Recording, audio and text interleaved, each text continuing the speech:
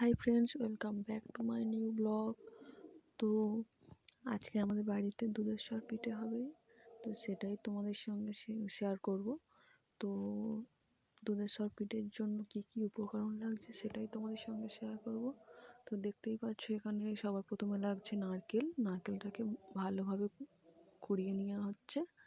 নারকেল কোড়ার পরে ভালোভাবে নারকেলটিকে গরম জল দিয়ে ভালোভাবে নারকেলের দুধটা ছেঁকে নেওয়া হবে।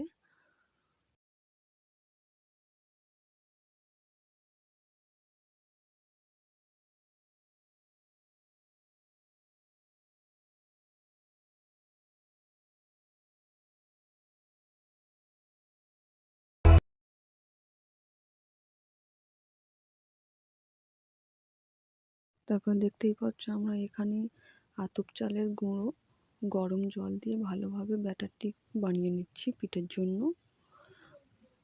তো তোমরা অন্য গোবিন্দভোগ চালের গুঁড়ো দিতে পারো, অন্য কিছু দিতে পারো, আমরা আতপ চাল নিয়েছি। তো তারপরে এখানে ব্যাটারটাকে দিয়ে দেওয়া হচ্ছে, আর আগুনটা লো ফ্লেমে রাখতে হবে, বেশি জোরে দিলে পিঠাটা পুড়ে যেতে পারে। তো এখানে একে একে পিঠেগুলো দিতে থাকছে, দেখতেই পাচ্ছ।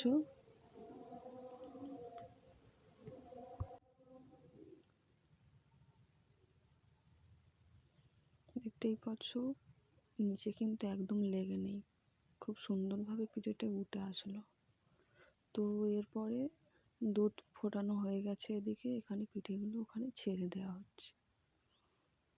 আমরা এটা আগের দিনে রাতে করি আর সকালে খাই এটা।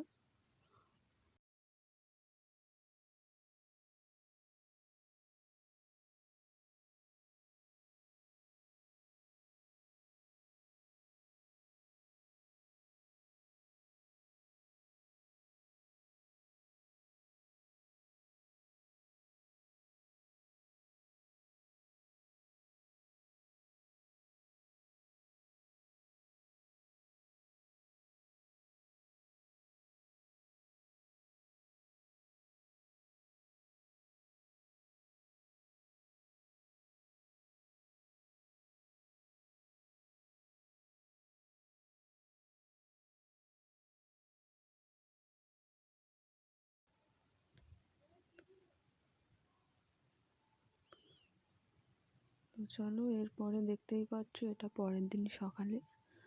এটা হচ্ছে কি, এবার দুধে ভেজানো যেটা করা হয়েছিল সেটা দেখতেই পাচ্ছ কত বড়, মানে ফুলে গেছে দুধে ভেজানোর পরে। তো দেখতেই পাচ্ছ কত মানে ফুলে উঠেছে পিঠেটা, কত বড় লাগছে আরো।